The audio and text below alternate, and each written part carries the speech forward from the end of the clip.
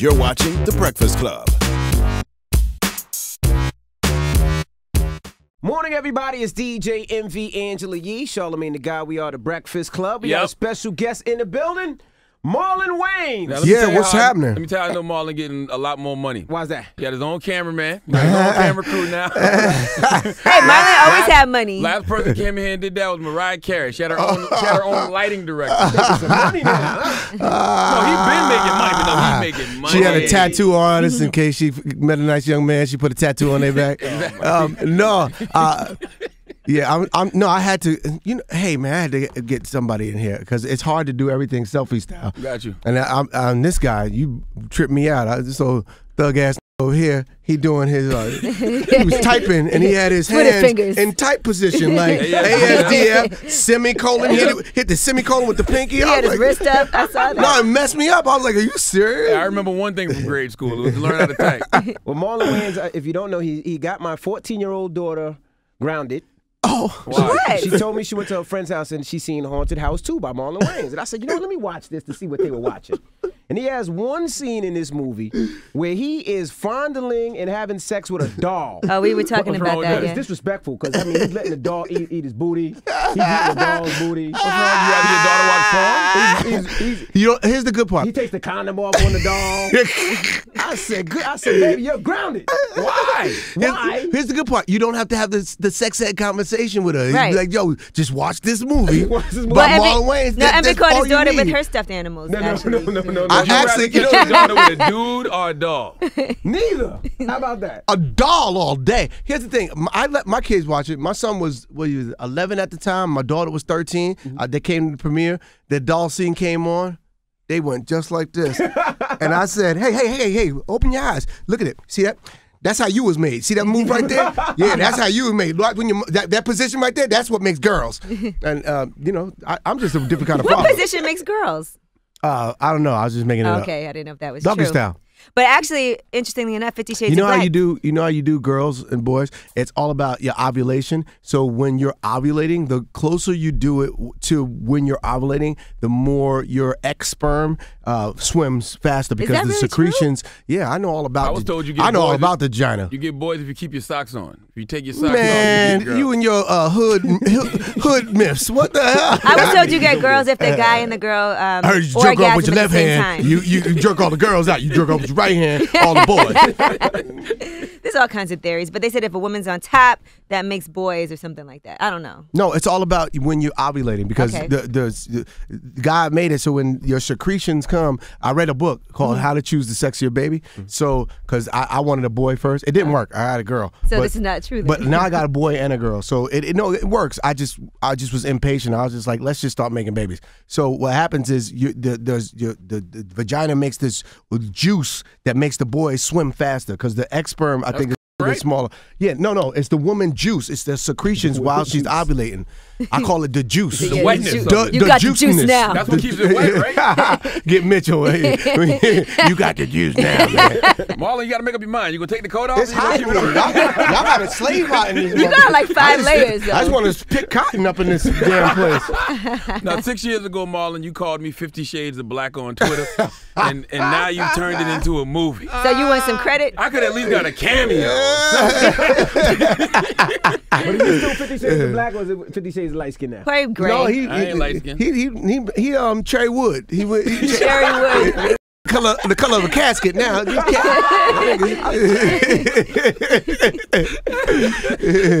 No, but I went and turned it into a movie, man. You funded it yourself and all that? I got a financier. Okay. I Am Global financed it. It's still a low budget movie. Moderate. I mean, small. We did it for under $5. Produced it and wrote it with Rick Alvarez, my producing partner, Mike Titus, who directed Haunted House 1 and Haunted House 2, the one that got your daughter grounded. Yep, that one. Yeah, he directed this one as well. But this one is I like this one a little, like this is my best one because I think it looks the best. I think it's for females and guys. And I think it's a great date movie and it looks great. It's really, really funny. I got me, Afion Crockett, Mike Epps, Jane Seymour, King Batch is in it from Instagram and Vine. He's really funny in the movie. Does that sound weird to say to you? From Instagram and Vine. King Batch is in it from Instagram. No, I got the biggest star in the world in there. He's doing Vine star. He crazy, killing them in 6 seconds. No, but but those guys are stars in their own right. Respectfully, that's the young crop, and they just gotta learn to take 6 seconds, turn it into 3 minutes, then turn that into 22 minutes, and then which turn that into an hour and a half. Yeah. And over time, if you do it, I think Vine and Instagram is a great training ground for the young kids. Now, it's something to be said about. If you're over 30, you get on stage. I'm sorry. Yeah, you're right. There's something to be said about a tweet turning into a movie, though. Like, did you see that and be like, you know what, 50 Shades of Black, that might be a right movie? No, I seen women reading the book, and I was just like, what is this book? And girls was all secretive and curled up and all hot and bothered on the airplanes, and I was like, what is this book? So I started reading the book, and I was like, oh, wow.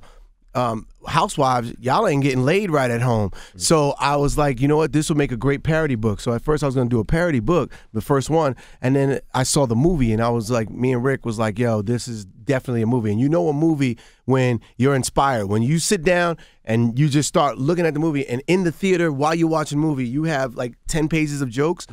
Yo, there's a flick in there. So we just went home and just started grinding. Did you think all that stuff? Haunted House made so much money. It didn't hurt. Yeah. Listen, we in New York. You better stop saying what kind of money it made. Did you think that book was funny? You get them lower Brooklyn up in here and get me killed. While you were reading yes, baby. While you were reading the book, did you think it was funny, like the things that Christian Grey was doing, or is that things that you've done? Everything he did, I did in like the 9th grade. I didn't think it was really that. It wasn't sexy. Edgy. It's like you handcuff her, and then what? It's, right. I'm gonna flog you. Ain't no black woman gonna take time with it. Thanks. Hit me and let's go. Let's do this. But do you get to enjoy your movie? Because you said you went to the movies and you got all these notes. Do you watch a movie to enjoy it, or he read the book, Envy, just in case you're about to do a parody? You know what's funny? I can't look at any movie and enjoy. The only movie I went to enjoy really was Star Wars. I went to see Star Wars. I went to enjoy it, but I made the mistake of bringing my son. And this little, can I curse? This little mother kept asking me questions. He was like, Dad, so who's that? I was like, son, that's Han Solo. Okay, so who's he? I said, that's Luke Skywalker's best friend. Who's Luke Skywalker? I said, go watch the movies at home. God damn, I'm trying to watch the movies. So that movie I went to enjoy. But most movies, when I sit there, everything, it's just the way I see the world, man. I go to funerals, and I'm sitting there cracking up. Me and my brothers, we just... This the guy that be liking the funeral statuses on Facebook. My grandma died. I go to Snapchat and just go on the casket, and I'll like look at the dude in the coffin and look at their shoes. Like, what are those? No. I'm wrong, but I have fun. That's just my life, man. It's just the way I see the world. Now, you and Mike Epps, y'all did the movie together. Was there any tension? Because he's playing Richard Pryor, you was playing Richard Pryor. No, man. You put him in the movie, so. This ain't, they always try and put against each other, man. This is, in the end of the day, we both gone up for a part. Mike wound up getting it. I'm happy for him, but that part has been floating around for so long. I just want them to do the damn movie already. Right. And I look at it like this. Me and Mike, we went up for the same movie and everything, but whatever happens is supposed to happen. God don't make mistakes, so I don't trip. Any role I don't get, I don't go, man, that was me. That was supposed to. No, God didn't want that for me. I got what I needed out of Pryor. It got me to do stand-up. And for years, I didn't do stand-up. I was scared to do stand-up. And that movie, the actor in me was like, yo, I have to do stand-up if I'm going to play the greatest comedian ever. And it brought me to the stage. And now, like I said, Mike's doing a movie, but it brought me to the stage. And I'm on that stage every weekend, grinding, and I'm getting better and better as it goes on. And I realize I don't want to play a legend. I want to be a legend. So I'm so happy that, Pryor brought me to the stage, because this is my journey to become Marlon Wayans. So, well, perfect time to tell us those dates you have coming up. Speaking of which, if y'all want to see me starting to become a legend in the beginning stages, way beginning, no, but I see it's a great show. January 22nd, I'm at the Orpheum Theater in New Orleans. So that's right now. That's Friday. I'm at the Orpheum Theater in New Orleans. February 12th through the 14th, I'm at Caroline's on Broadway in New York City. I'm coming home. February 19th, I'm at the Aztec Theater in San Antonio. And February 20th, I'm at the House of Blues in Dallas, Texas. Get your tickets now. That's interesting. You didn't want to do stand-up when you come from a family of great stand-up. But that's why I was so intimidating. Because you understand, you come up in the house, everybody got the same jokes. You know, we all have the same mom. We all got the same dad. We all know each other. But I realized something. We all have a different point of view. Even when we make our movies, when me, Sean, and Keenan make a movie together, it has a different point of view because it's 3 different points of view. When I do a Marlon movie, it's different. I stuff animals for 2.5 minutes. I'm sorry, but that's where my crazy mind goes. It's actually 2:45. Okay, 2:45, 2:47 if you count the foreplay. 2:53. Was he putting it down, Envy? Would you say he was putting it down on a scale of 1 to 10? He was doing his thing. After How about this? I turned the wife over. I was like, we're going to do something. He was going in. I said, man. My favorite part was when I had the doll and I go, oh, you cut to, and the doll sitting Here, there. let me help you out. Oh, she's licking that ass, boy. She's licking that ass. That's the part on set when everybody was like, this dude is out of it. Because that was violated Uncle Drew. So I'm sorry, bad. Uncle Drew. I'm bad. Uncle Drew had won't stop shaking. He like, put my face in his ass. But I went in. I did it like I was having sex. I've had girls come up to me and go, that Haunted House 2 scene, that doll, I wish I was the doll. I ain't gonna front. I masturbated to that a couple of times. And I was like, that's sick, but that's dope because that's why I did it. Now, when it comes to legacy, like you are a Wayne, you got legends that came before you. Did you get to that point where you were like, yo, I got my own story to tell? Yeah, man, and I'm, oftentimes people go, man, I had a dude come up to me and goes, man, you're a legend. I was like, dude, first of all, I'm too young to be a legend. That's for, and I'm too unaccomplished to be a legend. What are you talking about, man? You could this movie, that movie, you did this in living color. I said, listen to me, my brothers are legends, and I've been a part of that legacy. I'm not a legend until Marlon means as much as Wayans, and that's what these next 20 years of me working is toward my legacy, to put my stamp down, to do as much as I can. And I'm very proud to be a Wayans. There's nothing, I hold that badge of honor like I do being black. It's nothing greater for me than to be a part of my family. I love them, and they've nurtured me, and they've grown me to be the man that I am. And now it's about, humbly, just going on the journey of being Marlon. Wherever that winds up, and you put Marlon Wayans together, hopefully, it's something that makes you smile. You know what I mean? Now, how do you define a funny comedian? The reason I ask is we had T.K. Kirkland up here, and he said Kevin Hart wasn't funny. And that's not even fair. But when I asked a couple of comedians, they said, yeah, they don't think that he's funny as well. And I was like, I find Kevin Hart that's funny. not even fair. Kevin is. If you hang out with Kevin, he's funny. Kevin's funny. But this is what TK said. He don't find his stand-up funny. He said he finds him hilarious in movies, hilarious on TV. He said he don't find his stand-up. If you make people laugh, every theater you go to, you sitting there and you selling out stadiums, and you got 30,000 people laughing. You're funny. You can't sit there and go, he ain't funny. Funny is subjective, and if the majority of people are laughing and think you are funny, then you're funny. Now, in stand-up, you always have your best specials, you always have your best moments, and then there's times you go, that could have been better. Kev's at that place where he's been so accomplished that now people like this. And now it's just, it's people, they're not. People just waiting to hate too, though. And they're hating, but Kevin is funny. There's you can't do what that man is doing. What he's doing is historic, and I think we should applaud him, be happy for him. He's a friend. I love him, and I'm happy for his success. I'm gonna go buy. I ain't gonna buy his little sneakers, but oh man, I just don't want to put them on and knee shrink down to his height. You want to buy it like this? You gotta get sneakers. Get these sneakers right now. Get these baby shoes. You gotta buy those sneakers and hang them up in your car window. They're not little sneakers. I'm with you because I feel like if people rock with you, you good. Because the thing, like I asked TK, I'm like, so what's better, love from the peers or the people? He said the peers. He said he rather other comedians. Look, TK's a friend as well, and TK can do what TK is doing.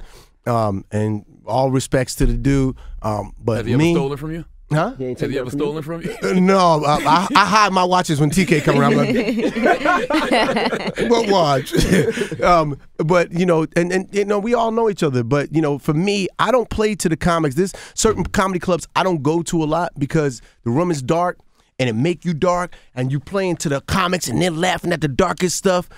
People, if you see the audience, they're like, oh my God. and you can't play to just the comics. See, the comics to me, we're darker, more cynical people. And if you play to the comics, my brother taught me, you know, you don't play to an audience of one. You tell one joke that makes the whole world laugh. And so, and you challenge yourself to get better and better with every show. So, you know, respects to TK, but honestly, I think what Kev is doing, he's doing the right thing. For me, I want to play to the majority of people and the comics. I want everybody to laugh. I want everybody to be included. But you know, Kev, you know, Kev's a funny dude. There's no saying he ain't funny. I disagree. For 50 Shades of Black, were there certain things that you felt? I disagree, and you know what? It ain't like he gonna beat me up. What, you gonna do, beat my knees up? No, he's not. Were there certain things you felt were inappropriate? Like I know you said the menstruation scene was in the book, but not in the original 50 Shades of Grey. Were there things that you said? We did there was a lot. See, with this movie, you have to learn. I learned this appropriateness, right? The greatest comedians were appropriate. They knew when to do what. And what I'm trying to do now as I make my movies is go, what's appropriate for the audience? So there's things I wanted to do in the movie, but I felt like women might go, like what? See, that's too much. Because you could get away with some stuff with women, but at a point, it just ain't funny no more. Like a guy, like we'll fart in the bed and the girl be like, oh, dude, you nasty. That is not, you see how funny. she's smiling? That's nasty. And you do it again, and she's like, see, this is why I hate you. You do it one more time, you sleep on the couch. You know, you do it one more time after that, the relationship is over. Yeah, it's just rude. Yeah, so with a guy, the more you fart, the funnier it get. We be like, yo, you been farting for 9 hours, man. Yo, I had to move to do those things. So, so for women, I learned to take certain things out. We went to the book and we had a period scene in there, but we felt like it's not worth the laugh that we get with the groans that we get, because it's a topic that makes women go, so we took it out. Like you had sex with her on a period? Yeah. That's easy. That's regular. Yeah, but you know, it's easy, but you know, girls don't feel great about it, so we took it out. And a period don't stop nothing but a sentence. I feel like They don't feel great. They don't want to talk about it. They want you to do it. Don't get me wrong. If you tell a girl, nah, I don't do that on it was nice knowing you, sir. Yeah, I feel like guys feel worse about that than women do. We're like, it's just no, y'all feel bad after it when the room looked like a murder scene. Yeah.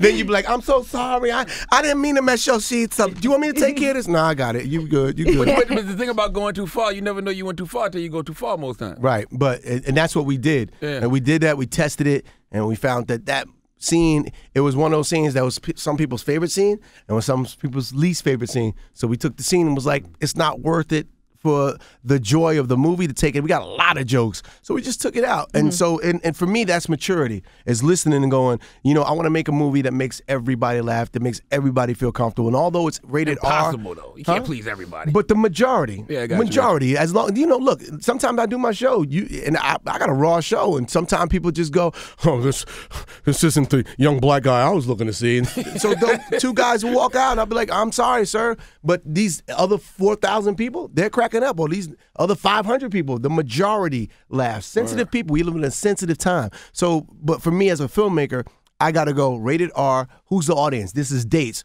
females. A lot of females coming to this movie with guys. So I'm gonna please them both. And this movie's really, really funny, and I'm proud of it. As a filmmaker, how do you feel about the whole Oscar situation that's going on right now? They didn't invite my black ass to begin with. I ain't never been there. I pick it every year. They've never invited you to the Oscars? Hell no. I find that shocking. I mean, here's the thing. They don't respect comedies in the Oscars. That's what I would really, I think they need to have a comedy section in the Oscars. They need to really, because comedies is such a big part of movies and such a big part of what we do in everyday culture. For us not to be embraced as best actor in a comedy or best writer of a comedy, I think comedy really needs, beyond black. Right. But, you know, comedy is colorless. And as far as what's going on nowadays, you know, I'm not big on trying to be accepted by any sect of people. There you go. I think what we do is for our audience. And I think what for us, please let us in your doors. Please like us. If they like it, they like it. And if not, I'm not going to sit there and pick it. I'm just going to keep making more movies. I'm going to let it motivate me to making more movies so it's undeniable. And, you know, look, It ain't like we go to Soul Train Awards and we nominate a bunch of white people. You know, I mean, when was the last time a white person won a Soul Train Award? Macklemore, that one year he had the black song. That's all. When the last time black people actually went to the Soul Award, the Soul Train Awards, they accepted their award. Exactly. So we can't complain. And here's the thing: I don't want to teach this young culture to sit around and to complain about things. Me, I'm a go-getter. Go get it. You don't like something, you change it. You know how you change it? You motivate yourself every day to go make more movies that are Oscar worthy and go kill them. And then one day we have a blackout. But what is Oscar worthy though? Like for me, like the great movies that I liked growing up, I ain't never won no damn Oscar. Who's your audience? The audience in the Academy, older, white people. They like to see cinematography. They like, you know what I mean? They want to see trees and mountains. They want a story, a compelling story. It's the way you tell the story that is for that audience. They look at certain things. So if that's who you're playing to, then that's the kind of movies you should make. Were there some people that should have been nominated? Yes, but this is not the first time. Right. This is every year this happens. We get snubbed every year. Now, what do you think about Chris Rock hosting? Do you think he should host? Some people are saying he should boycott as well. Or not boycott, but you know. If we all gonna boycott, then let's all come to an understanding. Are we all boycotting or are we all not? And if we all gonna do this, then please, somebody put the memo out. Every black person is not gonna be a part of the Oscars. Now, what if we do this and it don't work? But if they get the best ratings ever, they're gonna be like, good, oh God, we finally got those out of here. But does the boycott matter if we ain't getting invited? No way. You can't boycott something you're not even invited to. Exactly. And I want Chris up there making white people feel uncomfortable. Chris is the perfect dude to do this. I think it's great material for him. Now he can go all no holds barred. Now we gonna miss a great monologue from Chris Rock. But here's the thing: I hear what Jada's saying. Jada's a friend. I've known Jada 30 years. And, you know, I get what she's saying. And what she's saying is not wrong. And I'm proud of her for standing up and being a voice. But, you know, my thing is, if as a friend, I would just go, not now, you know, because right now I don't want you to look like you the angry wife that is mad that your husband didn't get nominated. No, this is his best performance. No, boo, I'm going to go talk to Oscar. No, because you know your wife, that's your wife. You know what I'm saying? No, boo, you made me and the babies cry. The babies ain't cried their whole life. Even the other grown baby cried at this performance. No, I'm going to talk to Oscar. Dear Mr. Oscar. So, you know, but you know, I get what she's saying, and I think we all need to come together and figure out what is the proper remedy and solution for it. And it's not just in a moment that you do it and you call it a day. I think it's a conversation that needs to be had collectively. Spike is doing it. Spike just got his award. Was he going to give it back? You know, thank you, Academy, for the Cecil B. DeMille Award, but I'm giving it back. Spike's like, that, I'm keeping it. Hey, but Chirac, thank you. But you know, Chirac wasn't that good either. Yeah, but you know, like you said, a lot of those movies that win Oscars and get nominated aren't that great. You can't threaten them to. You don't want to threaten people to nominate you. You know what I mean? It's like, who does it? You gonna nominate me? I'm gonna you up. If you don't nominate Straight Outta Compton, I'm getting Ice Cube to come in here with the jerry curl and you up. You don't want to do that. Let it be because of they get the movie, and that's a challenge for us, right? So let's take on the challenge creatively. And I think that there's a great solution in it because we're going to inspire a whole new generation of young filmmakers, young cinematographers to go do great things. There's nobody greater than black people. You know why? We have been through so much. Right. That's why we play basketball like we do, because we never want to be poor again. That's what, you know what I'm saying? It's a white lady doing sign language. Oh, okay. I gotta go. She said, okay. She was like, nope. Yes, that's right. So black people, we need to unite and do it. Oh, say the white woman said, I got to go. Like, get Marlon X out of here. Get Marlon X out of here right now. See, that's the second time. I'm not white right now. Well, 50 Shades of Black is January 29th. January 29th. It comes out. It's in theaters. It's a great, really funny movie. Y'all can tweet me, Instagram, hit me on Twitter at Marlon Wayans and tell me how you like the movie. I'll retweet if you liked it, if you hate it. I don't give a but just go out, Go check it out. I'm I'ma be there guaranteeing that you. day. Really funny. January 29th. Also, I'm doing stand-up at the Orpheum Theater January 22nd in New Orleans. Come out. February 12th through 14th, I'm in New York at Caroline's, New York on Broadway. February 19th, I'm at the Aztec Theater in San Antonio. February 20th, I'm at the House of Blues in Dallas. For all my dates, go to Marlon Wayans' Facebook fan page, and you'll see them all. And thank you guys, man. Always love. I appreciate you guys' support, and I love y'all show, man. Y'all keep it real. Y'all got my brother in trouble, but it's don't ask me about Cosby. Thank you. You don't want to know anything about being unrapeable? Thank you, goodbye. Wait, have you ever met an unrapeable woman? It's the Breakfast Club. It's Marlon Wayans. The Breakfast Club. Every weekday morning. Tune in.